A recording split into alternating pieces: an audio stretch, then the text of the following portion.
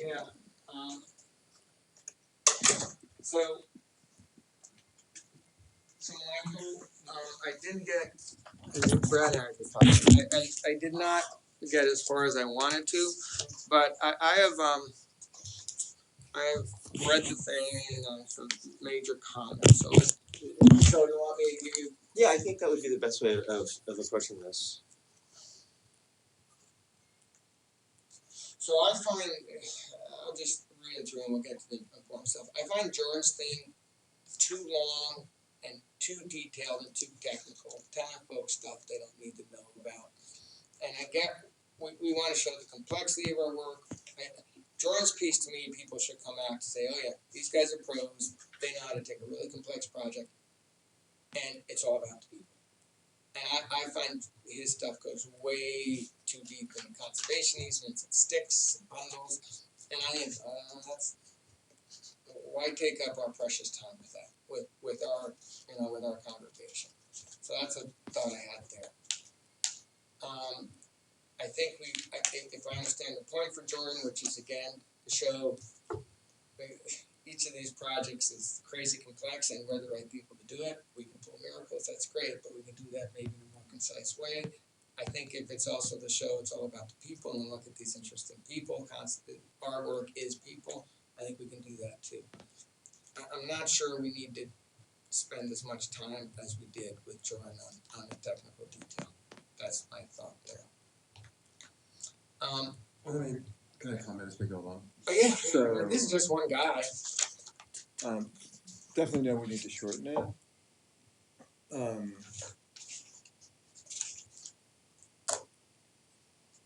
The whole business of the conservation easement has been reduced to a comic strip panel in percent live. We don't really mean for it to be much more in depth than what the comic strip itself is doing. So, but we did feel like it was a chance to. Thank you so much, Gabriel.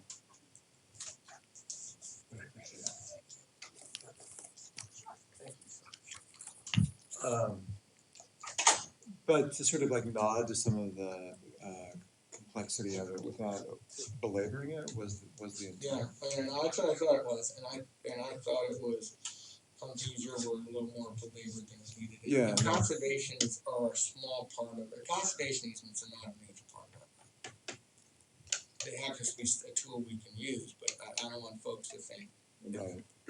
That's the okay.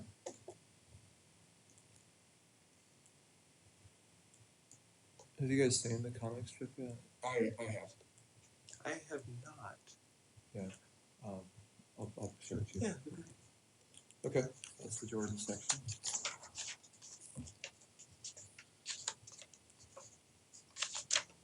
Okay, so maybe we'll do this way. Now, I'll go to mine.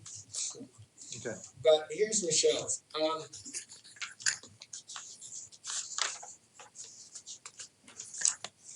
So here's where I want Michelle's thing to be. It's not about the park. The park is boring. A park is boring.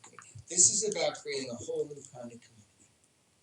This is about really, if we're going to, and this is random, this isn't the story arc yet. If we're really going to be serious about all the challenges facing us, our cities, our cities that used to be sleepy suburban cities have to totally transform themselves. We're having climate refugees that are going to come here in numbers and swarms we can't imagine. Well, Seattle's not going to be the only place we're going to put them. So these places that used to be backwaters have to transform themselves into front water and first water.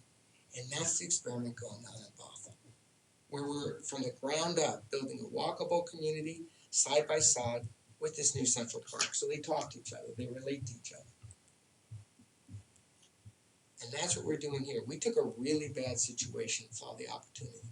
The situation where this Fallon Golf Course could have gone into this low density development that sucked energy away from the downtown, did not help to transform it. It said, oh no, we can do something different. We can take this, we can risk $15 million of money and help to build a ring city that can absorb density gracefully and affordably the way it needs to be done, to show that this region will be better than it was beforehand because of these threats, not just, because of them, and not by ignoring them. So that's what we're doing here. So, let's build something. So that's sort of when I think about Bothell. Now, I'm not suggesting any language right, but it's that sort of thrust. I don't want us to be grandmothers. We're not grandmothers land trust. We're not doing grandmothers problems. This is really about building something really cool in the future. We're saying we're an organization that sees the threats, take them for what they are, and use them and confront them as we make our place better than it ever was before. Because that's the only way we're going to get to be a sustainable region. Not by being lesser, but by being more. So, that's the sentiment I think we need out of Michelle's. We got to find, get on my high horse thing. We got to find a way to have dense communities, bring nature into those communities. At the same time, make sure we have room for a salmon, right? And in a way that looks at population. So that's what we're doing up here. So for mine, where do I start mine?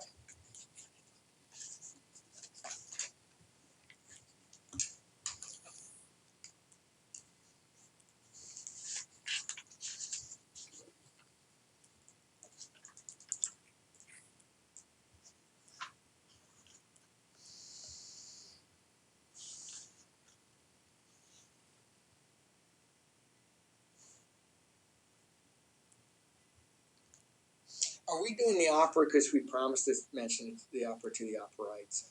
Yes. Okay. Okay, that's all I need to know. So in the opera, what I want to do, oh, there's so much.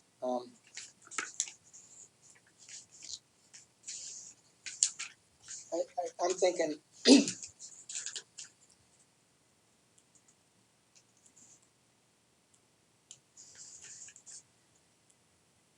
I might get on and say things like, you just heard from Jordan, one of of our young leaders in this organization, and you heard how he had this alchemy that he had to bring to a project. And for all that work, incredible brain drain, we saved 100 precious acres, and they were great acres. But let's step back and say, why do we work so hard on this? Well, let's step back and talk about how it all adds up. And I'm going to talk to you and weave three sources of information. One is our very own experience. We've been at this for 25 years. What have we learned over 25 years? That'll be your point back, and how it adds up. The other is, this isn't about us, this is about you. And here's what we've learned about you, and that's our values messaging. And the third is, just opening your eyes and know what's coming. And that's that that chart of the risk, that we have here, all this shit coming our way, right? And so I say, okay, look at this. We have two choices, one is we have two choices. One is we can pretend everything is just as normal.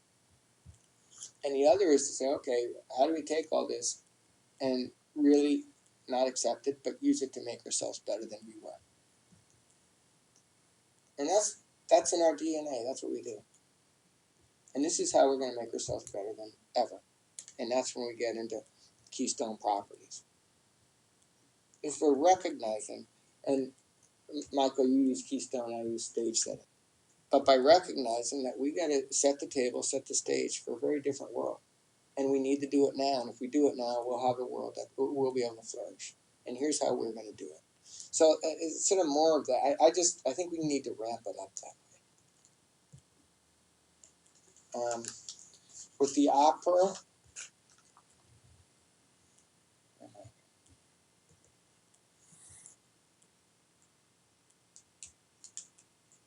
with the opera. What we did with the opera was we worked with the opera to have them realize this wasn't an asset for that stays dark to the rest of the world, but for the opera.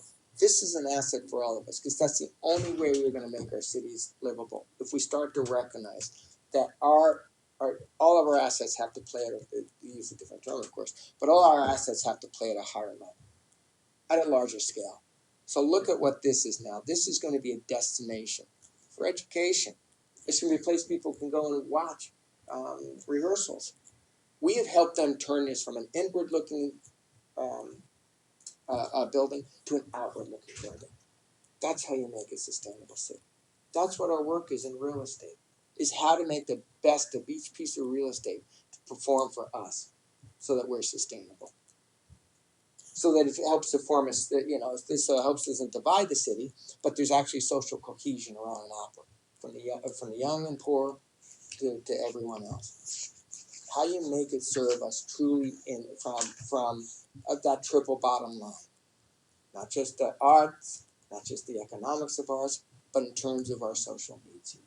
So, we can talk like that.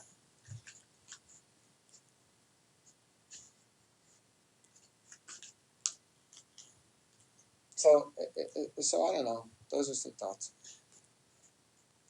And there's stuff here, and we can fill around it. I think largely, when I read this, and then I started talking, I agree with you.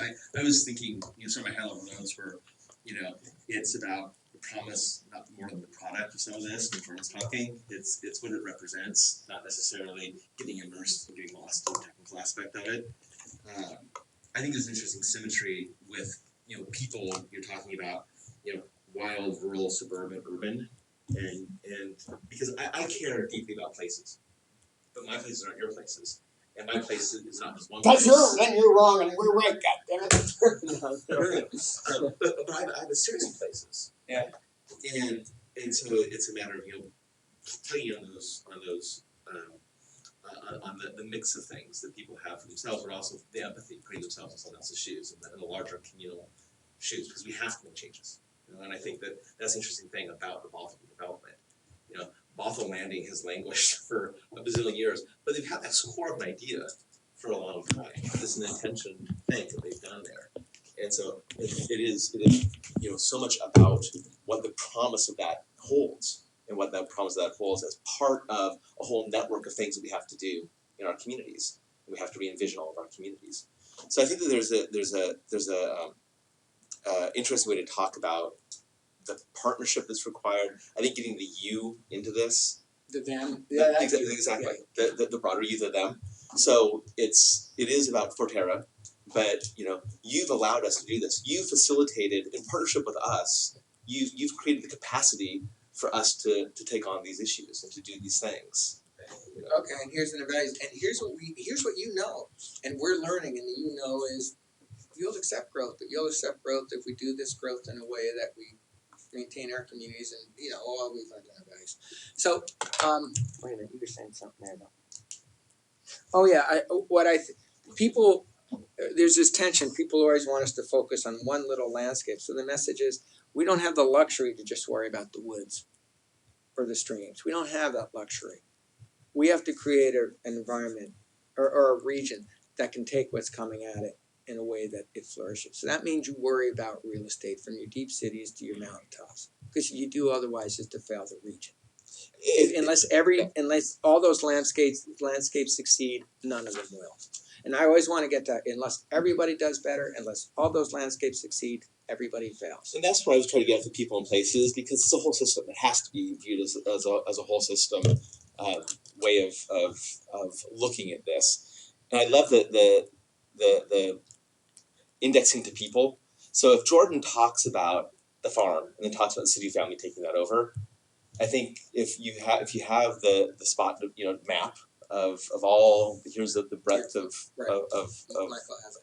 places, I think being able to tie that to people, and that's why I think that if you do point out, here's the Matlock farm, now called the City Farm, what does that allow? What has that really created here? Yes, we saved 100 acres, but what have we really done here? And take that into that extension into both the continuation of what the city families been able to do and their traditions, but in what they're doing for the broader community and the access they're providing to the broader community. Same thing with the park, with the Opera House. I think the Opera House, the interesting thing about that for me, I was just actually doing Starbucks annual meeting of shareholders at the Opera House this week, is that you're taking the park and you're amping up the park. You're leveraging that space. So now here's this gem in the middle of the city that's not this lightly used. But how many different ways can we use it? And the old way, if they put it there, the old way, it would have been a blot on, whatever the analogy is, it would have been a black spot on that gem. The new way, the way we're doing it, it's a bright spot. It adds to the brightness of that gem. And so overall with your section, I think that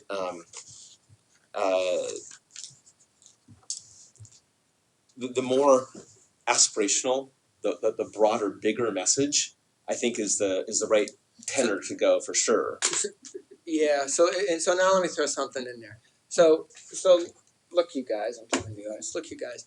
Here's what needs. We know these issues are coming at us, and we know it's the challenge of our generation to recognize these issues, confront them, and make our region even better than it would have been otherwise. That takes clear-eyed understanding of the challenges. It takes a very strong sense of vision and direction. It also takes incredible financial skills and real estate skills and a love of people. You gotta like people and you need to know how to work with them. That's what we've built here. Because of you and because of what we learned from you. Now let's all work all, however you want me to end that.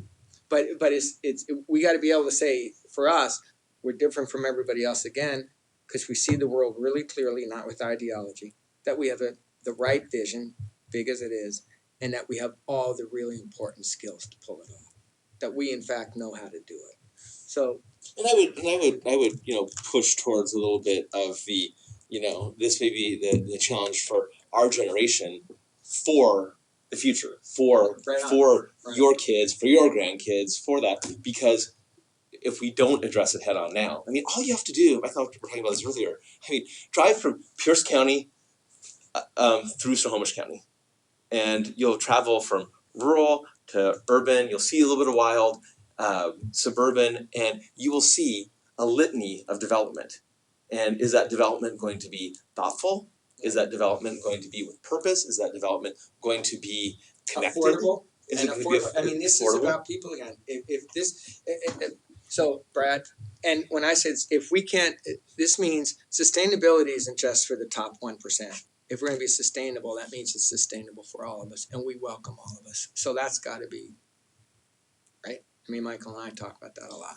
I had made a note about, we're creating value, we have shared values, to create something that is valued by future generations. We're creating the perception and we're creating the reality of people now actually valuing where they live. And that building that, zeitgeist we're creating is a whole new paradigm that's being created because and right now we're in a sickness. We're in this developmental sickness. We're taking, where I live on Capitol Hill, the houses next door to me, which are So you lived in, I multi-family. saw you lived in Port I Townsend. live in Port Townsend. I have a house in Port Townsend, but my office is here. So I have a little condo on Capitol Hill. And the single-family houses have been divided up, and they're affordable houses for families are being torn down. 3 of them. There's going to be 8 townhouses there. They're all going to be $1.4 million according to the developer or more. And so you're getting that, or you're getting apartments, which are not a whole system solution. They're a temporary solution for single young people. Those are not family solutions for our region. And so what do you do to create that so we have a mixed, vibrant community, whether it's urban, rural, or so I think you pushing into that and making those empathy points for people so they see the bigger picture, that aha of why they should participate, why they should partner, is more than getting into any of the technical bits for you for sure. Being, it's all real estate. Yeah. So it doesn't sound like we're all over the map, so to speak. It's all real estate. Whether it's the Eaton Ranch, the 150,000 acre or the 15,000 acre Eaton Ranch, or the apartments, it's understanding real estate and how to acquire it and how to best deploy it, and who your partners need to be. See, I think being as plain as that, starting with it's all dirt. It's real estate. Oh, I like dirt better than real estate. I like to be able to start with that because it's like everyone can relate to that, right? No, that's my first line. You know what, you guys? It's all dirt. Yeah, and that's it. And the difference, what you do is what you're doing is you're figuring out not highest and best value use, but high and best community use. It's still portfolio management. We're still maximizing on a value, but know what the value is? It's not dollars. It's community. Exactly. With the recognition that we always need to pay the way.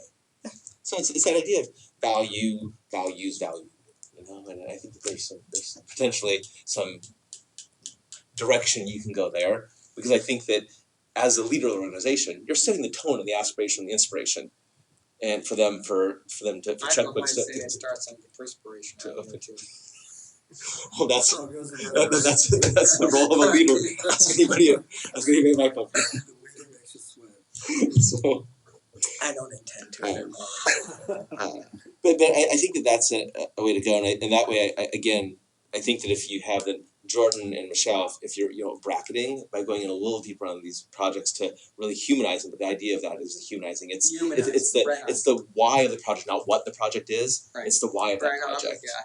So I'm with you totally on the why part, but also ramp it up to the biggest. At least I think, and particularly on Bothell, ramp it up to the bigger statement of how we're inventing this whole new way to live for the future, so that the future could be really ugly. We could either be relegated to a climate change future, or we could learn how to live in it well, and that's what this is. And I think that honestly, Michael, I think that is however we want to play the metaphor of Keystone or setting the stage or a networked community or however we want to talk about it. I don't think we've hit the right metaphor here. I think we need to find we have to figure out what that is that's really approachable. I mean, all of them. Keystone's really good. Whether it's setting the stage, for me, describes it. They all just, but they don't capture it in the way it needs to be captured yet. So who's a guy who can do that? Who knows how to do that? Is it left to the 3 of us? Well, Mike and I will definitely spend some time talking about this. We're gonna do a working session to talk about this.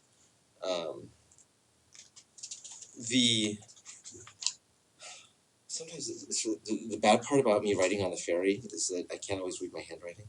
There's a weird thing about the ferry. Yeah. I kind of like those metaphors.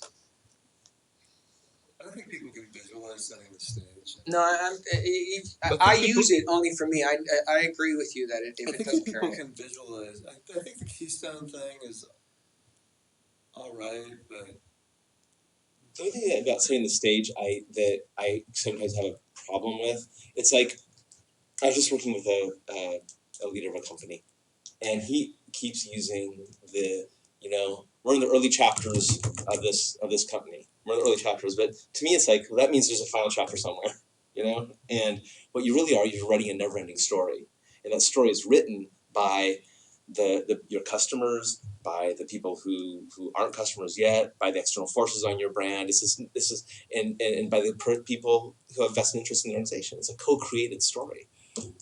And that's why the stage thing. The reason I like about staging is that it implies an artifice. It implies something that can be swept away. It implies something that's temporary to a certain extent. So let me I'm just gonna take say it something out. in favor of setting the table.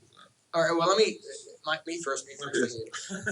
So here's why I use setting the stage is that our natural systems and our human systems play upon the stage. We call it the ground, real estate, dirt.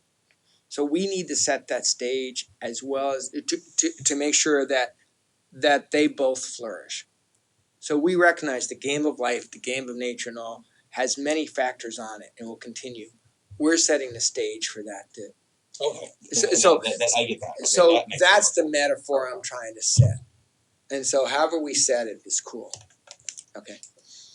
So, speaking on behalf of setting the table, I like that today because it's something that everybody can relate to and visualize, and the table can be a place of joy and conviviality, especially when it's full of diverse things, delicious things to eat, like on a holiday.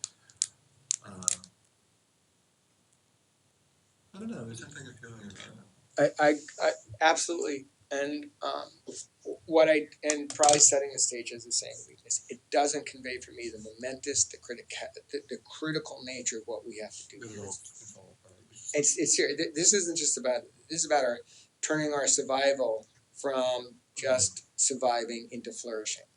It is now, guys. So that's the notion So too. that's where Keystone. So what is the okay? Let's go back to dirt though as a concept, because what does dirt? What does real estate represent? What's the outcome and the goal state that dirt represents? Because that may be an entry point into that.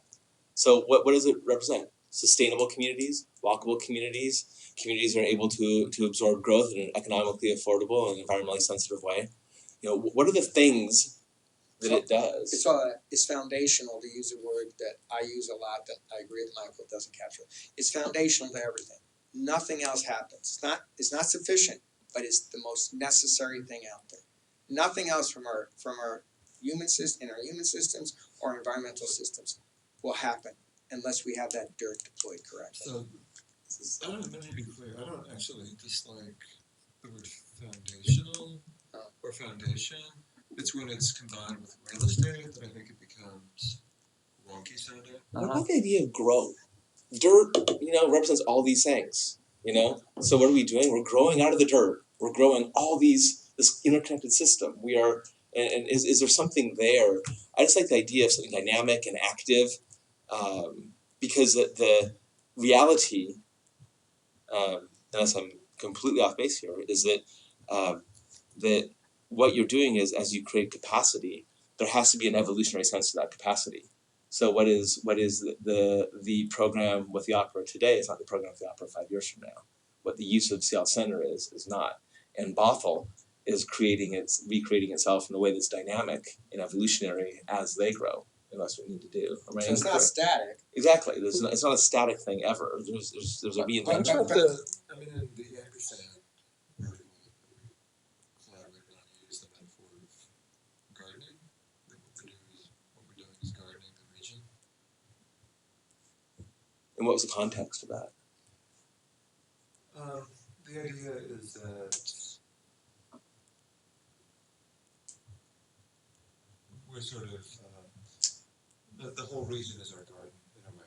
As a, I don't know how to put it. It's like, you know, we're growing our own food. We're growing our own society and as Forterra as sort of the lead gardener. And we're trying to cultivate the kinds of places and opportunities around those places that will lead to a place that grows up and flourishes and has all kinds of diversity and things to do and be and opportunities. Because it's we don't know. We know change is coming.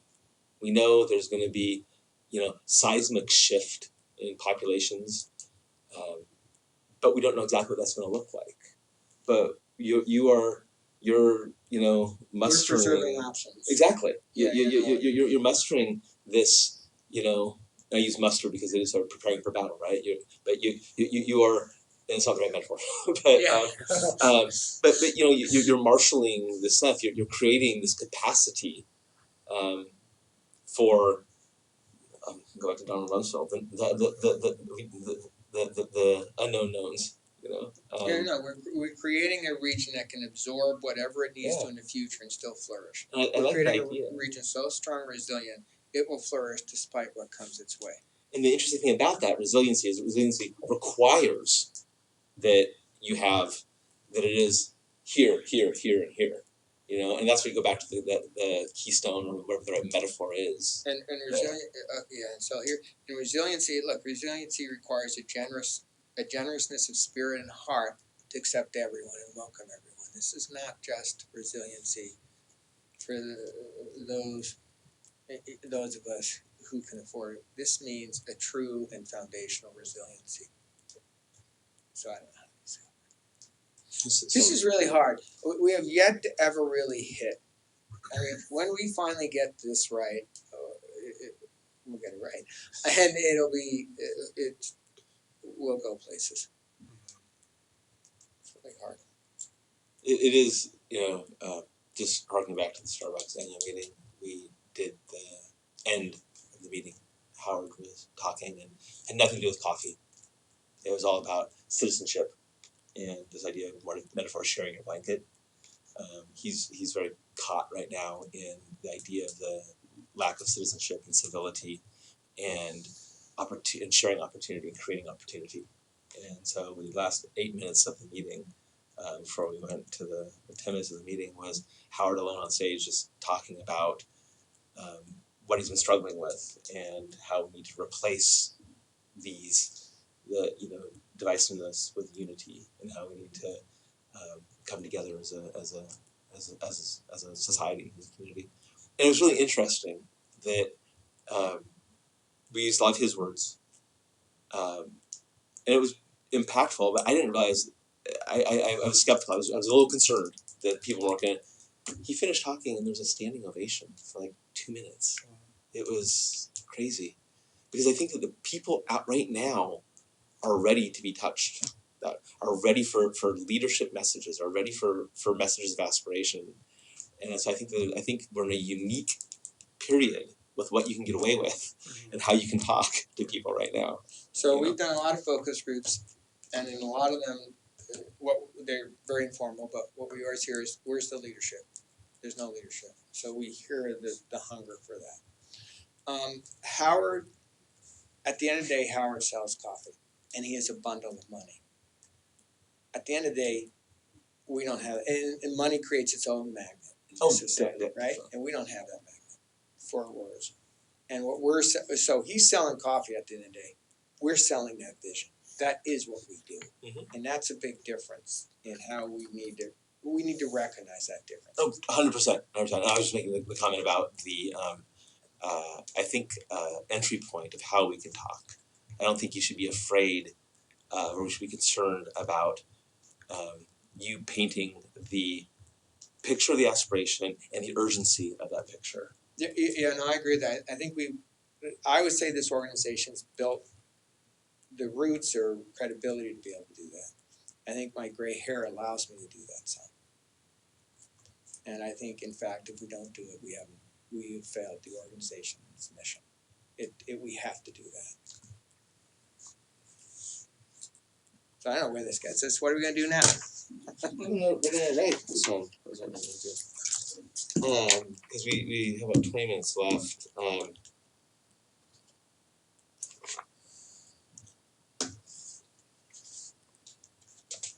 Are there We should talk about foundational places and not foundational. well that Foundational places is nice. I you know what? That's pretty cool. and Foundational dirt. Well, the foundational, I mean, No, I like foundational places. the foundation is dug into the dirt. I think you can start with dirt and then go to foundational places because what you're doing is you're creating foundational places. You're ensuring their legacy. In some places, in some instances, you're creating them. So I think that You know, works. I really like using plain language because unexpected language, it just snaps everybody to attention. So if I start something like, well, you just heard from Jordan, you know what, this is all about dirt. And everything happens on top of dirt. Everything we do, everything nature does, it happens either in the dirt or on top of it. So let's talk about this dirt.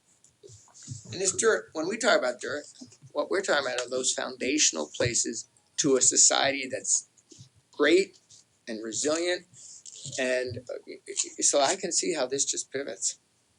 The places that Michael you selected here.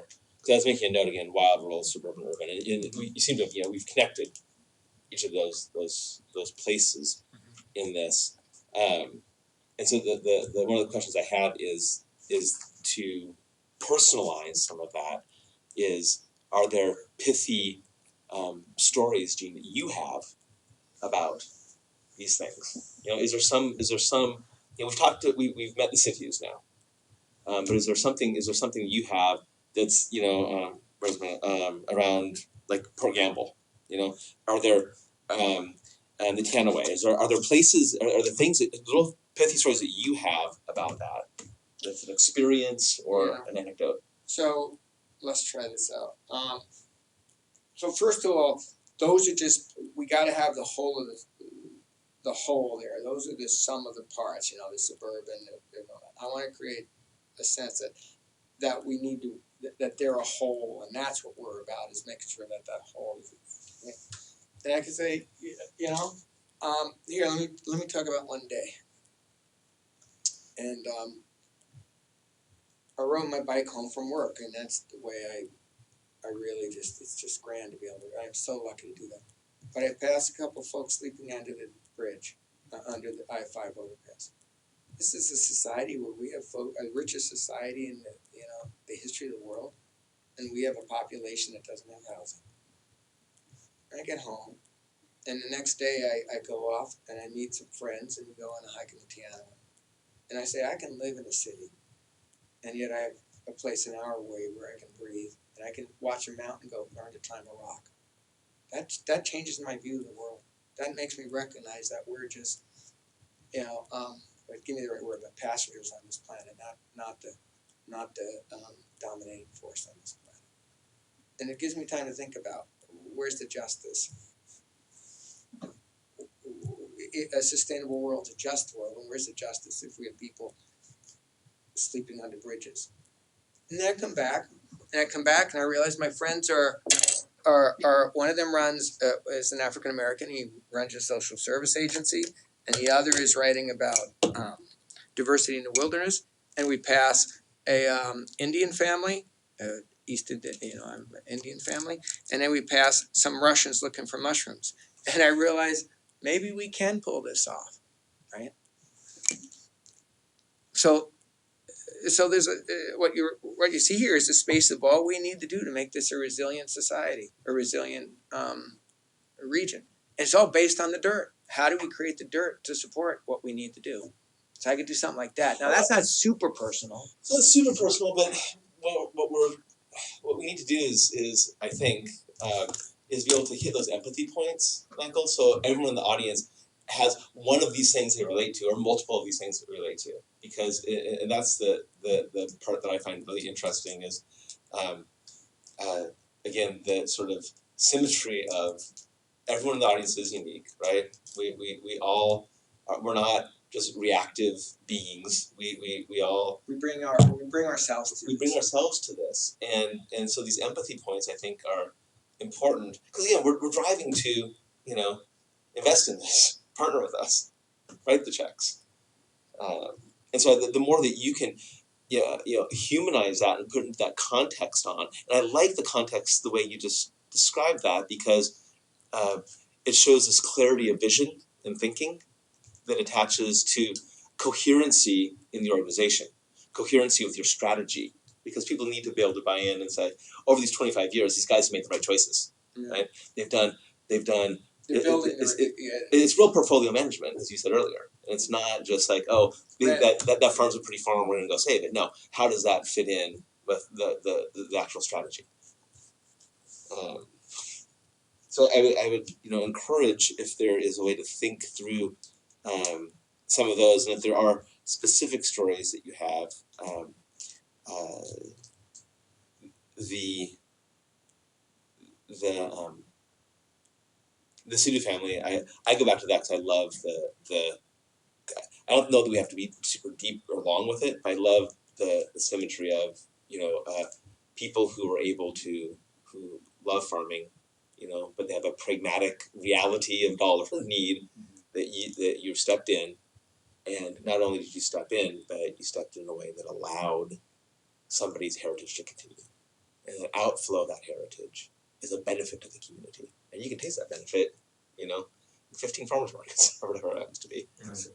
So we have this one picture. I said this, I think, to you, Michael, of the Sidhus in the field, and to me, I said it's the new American Gothic. The picture of the American Gothic of that very stalwart Caucasian family with the pitchfork, who are providing the sustenance for the country.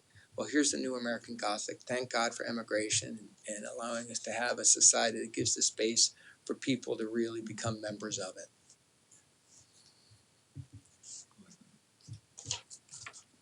Take that, Donald Trump.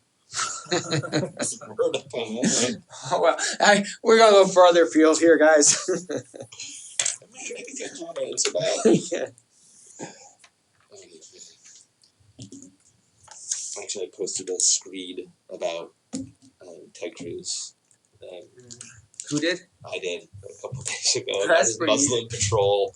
It's pretty easy to produce a screen about him. Oh, God. But I also realized that we live in this Bubble. I live in a bubble because it was a public posting, and some of the crap I get back from people is just just post and repost So, it. Port Town, Facebook or something? I've been open to everybody. Port Townsend, and Capitol Hill. Yeah, you live in a bubble. No, I totally live in the bubble.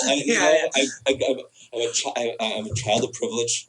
Growing up, my family was like Evergreen Lakeside. I mean,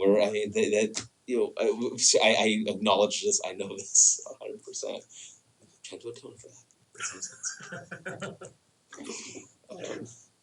that. We're in Capitol Hill. We're right right down from Cornish, right behind Cornish, an old Anholt building. That's right. It looks like a German monastery. I know. Belmont Place and Boylston in between. I know the building. Yeah. Because I grew up in that neighborhood. And, I grew up in Seattle. And Michael and I were talking earlier. We were walking around here. Is that I'm turning 50 next week, and I do not recognize the city that I grew up in. Yeah. Well, yeah. I do not. And my old studio used to be in South Lake Union, and I was at the coffee shop in Vivace across the street from REI. I was going to a nonprofit down there I just worked with. And I heard these people in line talking about bemoaning the radical changes in the Cascade neighborhood. In the last 5 years. Yeah, and I was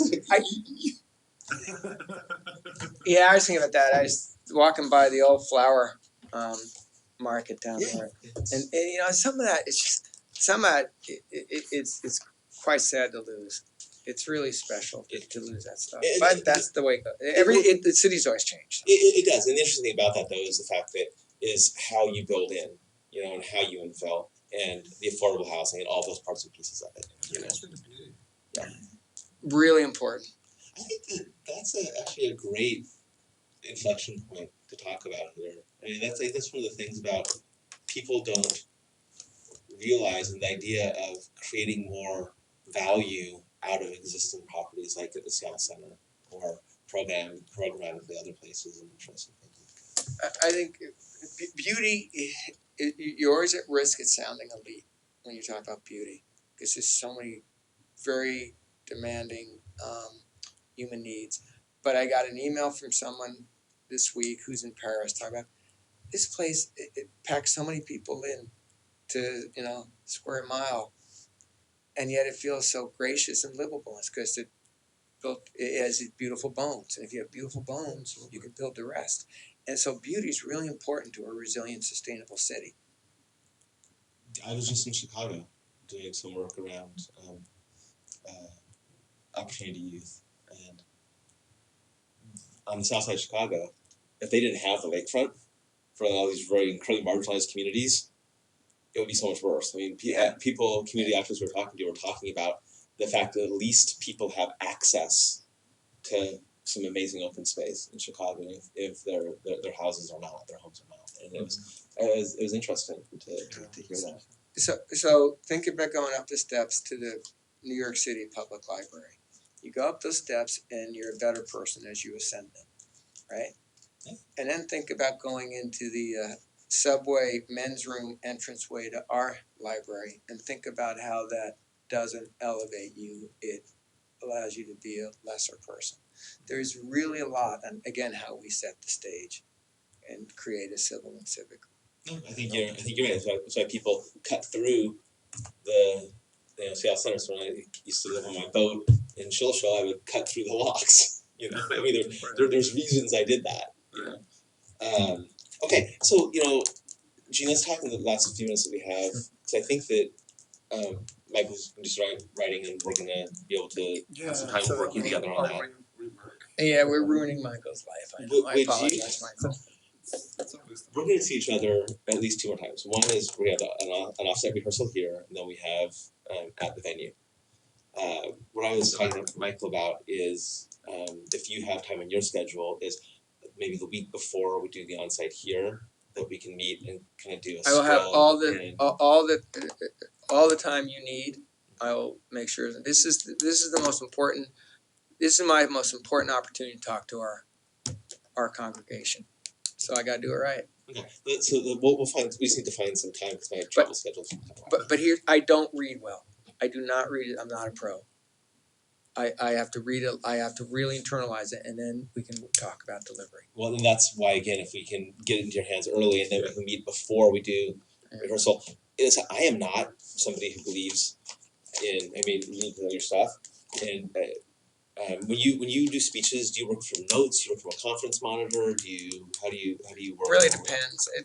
Where I do best, I know where I'm headed, and I'll take physical cues off of a very graphic, beautiful PowerPoint where I go, oh yeah, and I don't. There's no language on their PowerPoint.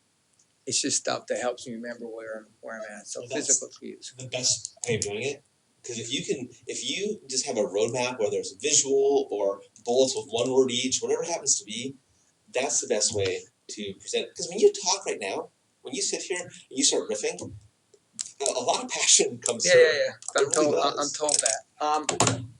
And also I also tell you, it's really easy for me to do that up to an audience of about 500. 2,000, you stand in front of 2,000, and I think I'm getting better at it, and I'm willing to see if we can go for it. An audience of 2,000 is different from an audience of 500.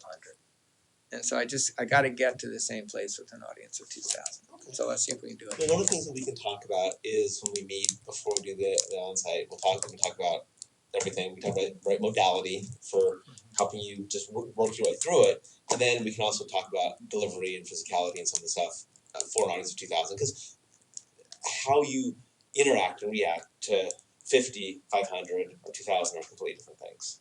I mean, 2 people in a room versus 10 people in a room are different. And so, I think that's something to definitely figure out. Yeah. Somebody's read a book about that very topic. Somebody's read a book about that very topic. And yet, for the audience of 2,000, I want to connect them as if it's 2 people. And that's, again, where we get into the story, and why we get into metaphor, we get into some comparison, we get into opportunities for you to be able to just take a little bit of a step back. You're being aspirational, but you're delivering it in a way that allows you to deliver that same message not as duplication, but as reinforcement. So you're saying almost the same thing. You're driving it, but you can be looking here and here. Right, and here and here. right. No, I'm Right? with you on that too. I'm And- looking at these And guys. so you have to build the space in for that, because what you can do looking down the table is a lot different than you can do when you have, this 180-degree plus. So, view. so have you had any time to look at last year's? I watched last year's, yeah. There's a couple of things that I think that. Well, have you walked through what some of the experiences and everything are yet? Have you seen the walk-ins and all of that? A little bit from Michael. Okay. And I think that, what we do with this, what we do, and they'll be coming into these doors, what we do on the screen helps with a softening campaign almost, and getting people set up that morning and being a little more deliberate about that. But the way the stage is proposed to be set is building out a little bit of a thrust here. Right. And I think working with you and you being comfortable. Oh, I'll be totally comfortable with that. I will be totally guaranteed right now. I'll be totally comfortable walking around the stage, working the stage. Great, because I think that's going to be a big In part fact, of it. I can't stand sitting behind a podium. So that, Do you need your glasses to see the comfort monitors that would be? what a comfort monitor. You mean what are the cues? Monitors down in front of you that have, again, maybe it's just a beautiful PowerPoint that you have this visual map. If you guys can adjust the print so I can see it, I don't need glasses. So let's see if we can do that. I've realized this week that I need glasses because all these executives I was working with were reading fine off the monitor, and I couldn't read my own. I couldn't read the own stuff, the stuff that I wrote. I couldn't read it. It was a little embarrassing. You got through 50 years. I made it tell us That's an achievement. So, Can we take like the last 3 minutes and just look at the sales Yes. section? I want to know if particular things are working for you guys or not working for you guys. So there is page 10. There is the idea that she'll flash the Seattle Times story about us. This is sort of a legitimating thing. Like, look, the hometown paper took notice. The whole business of the 107,000 people coming, the equivalent of a new Everett. Where did they go? They're on I-5. No, actually, they're strewn around these various Puget Sound counties. That's interesting to me. Yeah. And sort of points to the challenges that are beginning to intensify for the region. I think what you've done here is interesting, and I think that from now what we've heard from Gene talking earlier and talking about, again, the promise of it and the reasons for it, if we can reflect that back in here, so when you finish writing his, take again some of those high level things and then tie them back here for her to give a little bit of color to. So if we're talking about a resilient community that's able to absorb and pivot, walkable economically, sustainable, economically viable and affordable, all of those things. And if we could just be a little pithier about it, but hit then with the outcome, why it's such a great outcome. And I think that's one of the things to talk about. And if you could then tie it into the people who will make up that community. So it's a community not for just the executive from Microsoft, although we love to quote Donald Trump, we love the executives from Microsoft. But it is the people all you people in the room today have that. exactly. The people though who teach our kids, who work in our restaurants, the people who are doing this beautiful redeveloped school that McMinimans came in and did, that it is a this beautifully layered and integrated society, this community that we're creating with all of the benefits of having this diversity of humanity. I think if we can tie that in, you get a little more emotional hook for people to hang their hats on. And so it's this place too. It's like with drawing a little bit. You do that. So, and that's fundamental. You need to have that understanding, but then you need to marry that understanding into consummate financial skills and negotiation skills, or your dream never becomes real. And that's what we did here.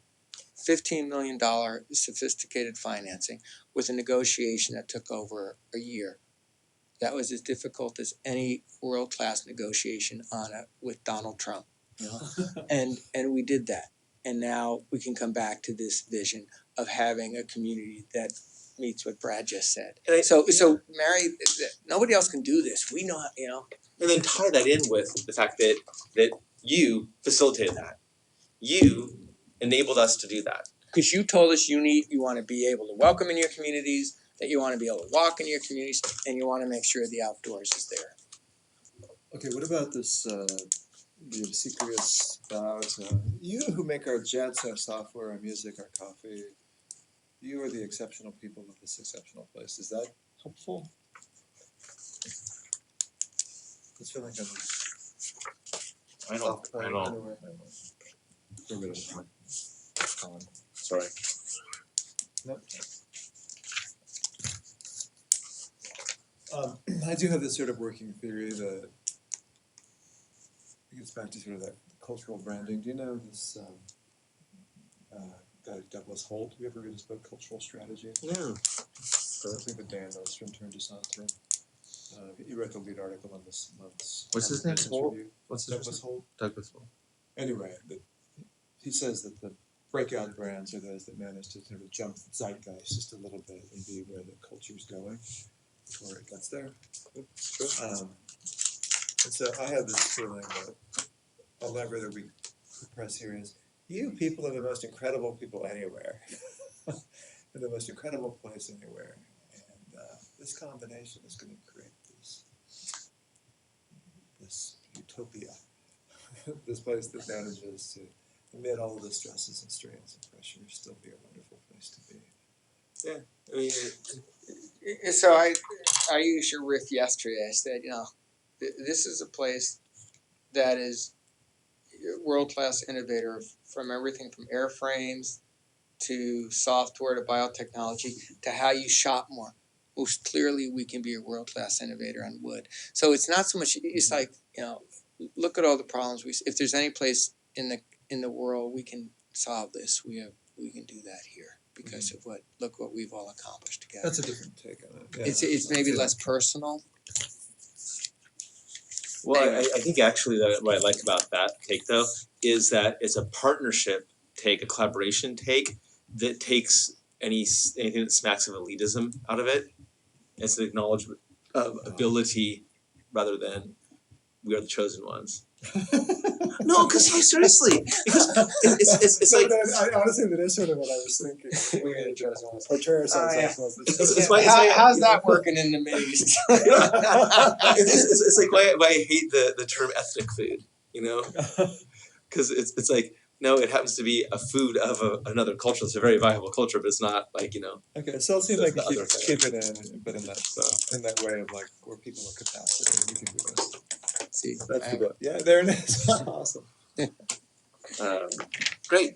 Let's just set up some time for you and I to just trade stuff back and forth because my Okay. travel schedule, I have lots of airplane time. Okay.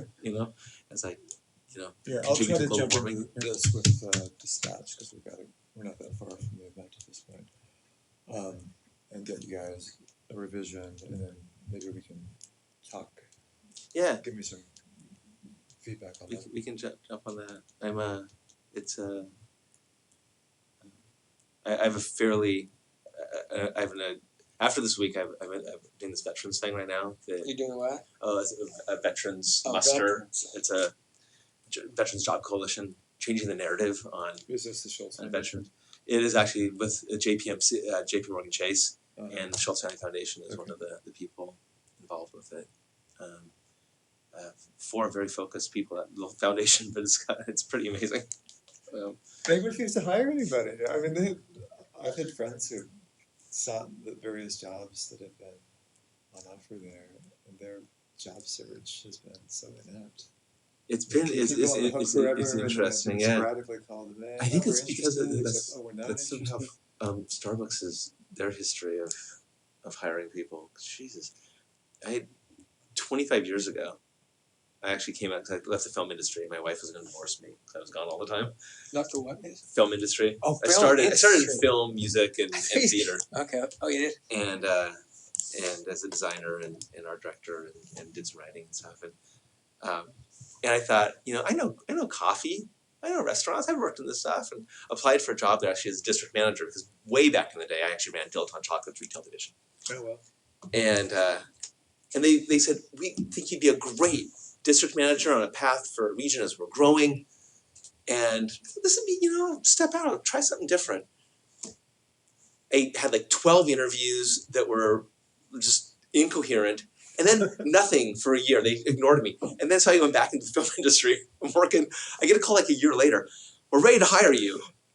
This is exactly what It's my like really- friends going through these really- jobs are going through. It's Daniel Piasek is an amazing. interesting guy. So he came out of the Gates Foundation. Uh-huh.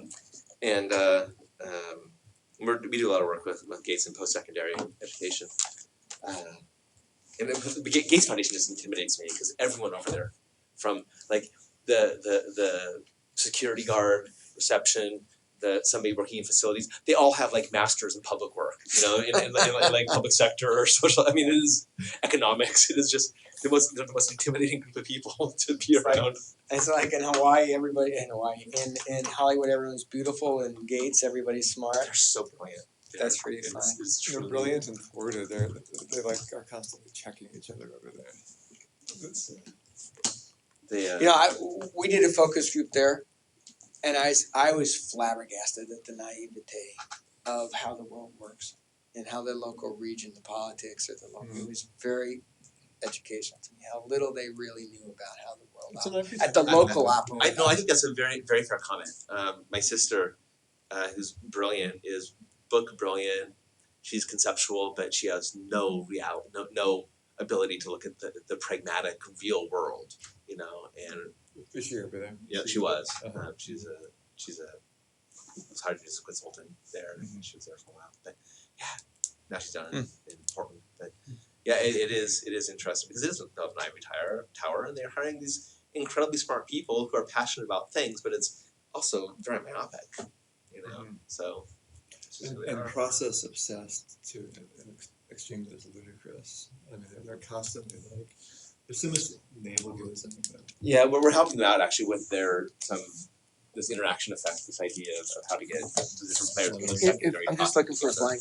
Oh. So I know if you have a little organization, you have a lot of edge, right? And so the edge is us with the real. So you can't help but know the real world. As you get a bigger organization, less edge. It's all about the internals, and that's what happens. That's a really great metaphor. That is a great visual. It's true. It's true. I mean, I experienced it here versus United Way. I'm closer to the edge here. Yeah, it's really important. Our friends at United Way are. We like our friends at United Way. The way? We like our friends at United Way. Oh no, I love that. I mean, I'm just saying that my job you're in right. United Way was much more inwardly focused there. Yeah. Because there were so many more externally facing people. Yeah. Whereas here, I can't but have more of an external. No, and we see that both with our for-profit stuff and the non-profit stuff we do. We see that in both worlds. Honestly. Yes, you mean they both can be inward outward. Oh yeah, Yeah. completely. Mhm. It is shocking to me. We're working with Generali, this insurance, huge insurance companies out of Italy, and they are so out of touch, between us with most of their constituents, their customers, and customers are driving. A customer tells you who defines what your brand is. You can try to, but the brand isn't what what you say you want it it is. to be, It's what they say it is. And that's Marty Newmeyer. That's old school branding, and Right. these guys just don't get it. And that's the problem with government bureaucracies is they're so big, they can't. It's all about the internal. It's not about the external. It makes them lousy partners. It's size. 100%, and that's what we're actually with the J.P. Morgan Chase Veterans Jobs Coalition and the muster stuff that with the Schultz County Foundation. Government is being brought along for the ride, but it's not being relied upon for anything. Yeah. And that surprised me because that showed my naivete because I thought they'd be great partners, and Interesting. then all these people are smacking me down right and left. No, don't do that. Don't I have do a that. sister who's done very well, or she's retired now, but did very well at IBM. And she was a master at the internal world, the internal politics. Mhm. I do shitty I am the world's worst in a big organization. It's just interesting to Is it- watch that. And people, it's different dynamics. Yeah. You know, and that's actually how I made a big chunk of my career. I've been lucky is that because I can do both, but I'm also just I try to be pretty much a straight shooter. So I'm hired oftentimes to go in and talk Tell to people truth to and tell people. truth to people. Stuff that internally they can't say Yeah. culturally. Right. Just come in and let's say it. So well listen, Gene, it was very nice meeting you. Yeah, nice Um, meeting you. I have to run back. So I'll get you a script. Yeah. Meantime, we'll get another work session with Gene that precedes that. Yeah, let's This is let's on get the together and 20th. sync that calendar. Just 'cause of- Brad has now observed he's got his work cut out for him. You better have 16 No, no, work I think sessions. I think he's No, leaving it's gonna this be thing good. thinking Michael has his work cut out. Yeah, and we'll do some. But No, I if think we can just you- capture a lot of what yeah, you said, I think we're set for your section. I do. I I got pretty good notes. Good. And, So let's try to talk maybe tomorrow, beginning of the week. Next week, we can just set up a review cadence for you and I, and then Yeah, we'll good. work with you on your schedule for a week before the onsite here. Good. The offsite here. Awesome. Okay. Brilliant. Thank you, Brad. Thank you very much. This is fun. Yeah, this is